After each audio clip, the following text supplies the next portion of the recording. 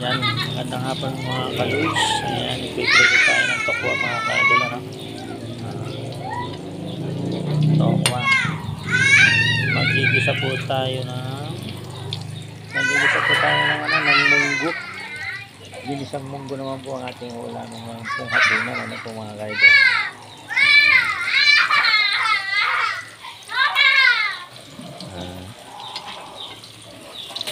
Ano po ating ulam ngayon.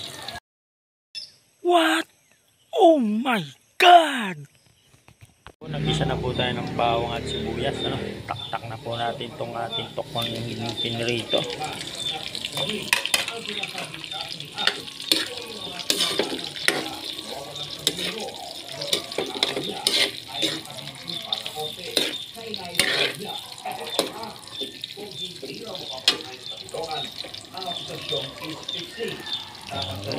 Susunod na natin guys ang munggo.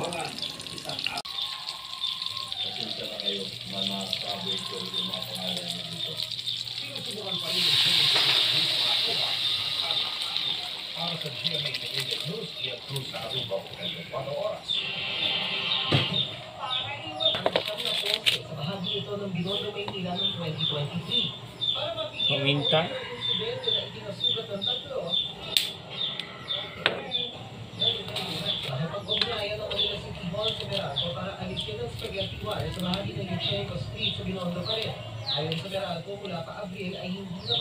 Konting bitchin. At hindi sasarap yan pag wala magic sarap. Kailangan yung magic sarap.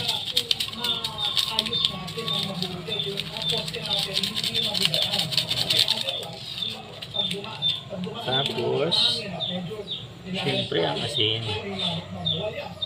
Ayon sa Meralco, ang sagsagan ng lockdown ng sunod-sunod ang pagkakabit ng mga kable sa mga poste ng walang ilaw sa Meralco. Kaya simula kahapon, required na ng permit mula sa Meralco ang mga nakakabit sa mga poste sa lungsod.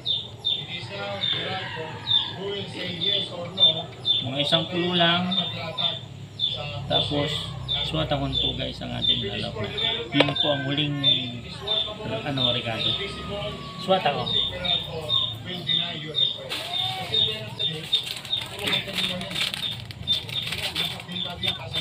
Pagintay na po kayo, nakahubad na po. Kaya ang panas po talaga. Ayan ba na? At pagka ang kulo na po yan, kaya natin lagay si suwatang muna na. Tama na, at ito niluluto mga kayo. Long video na po ulit tayo, long video.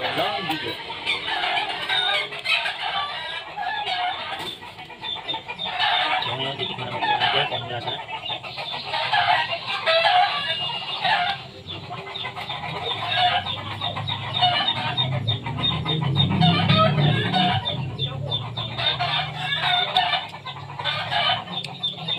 Yes, kung lasa.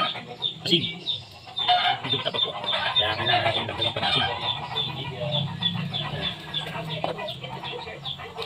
Hindi na pa natin ang magic. Para sumarat na. Tapos lagyan na natin po si suwatangon. Papasama pa yung plastic. Ito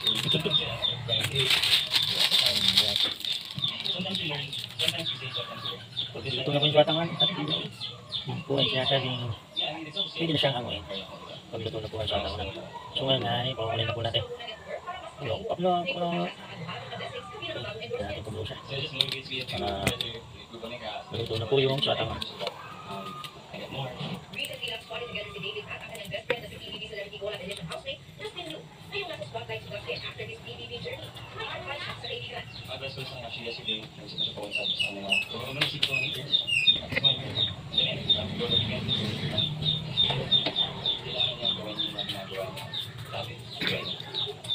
So kaya guys, yan po ang ating ulam ngayong gabi.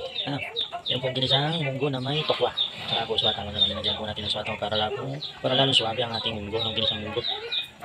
Antayin lang po natin maluto po yung ating suwatangon para pwede lang kumain mga kaibal na. Tikman ulit natin kasi kanina hindi matamang unang tingin natin.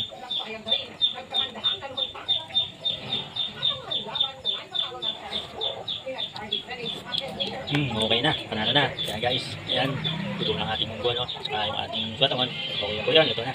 Kaya po guys, bye-bye. Hanggang dito na lang po ang ating video. Maraming salamat po.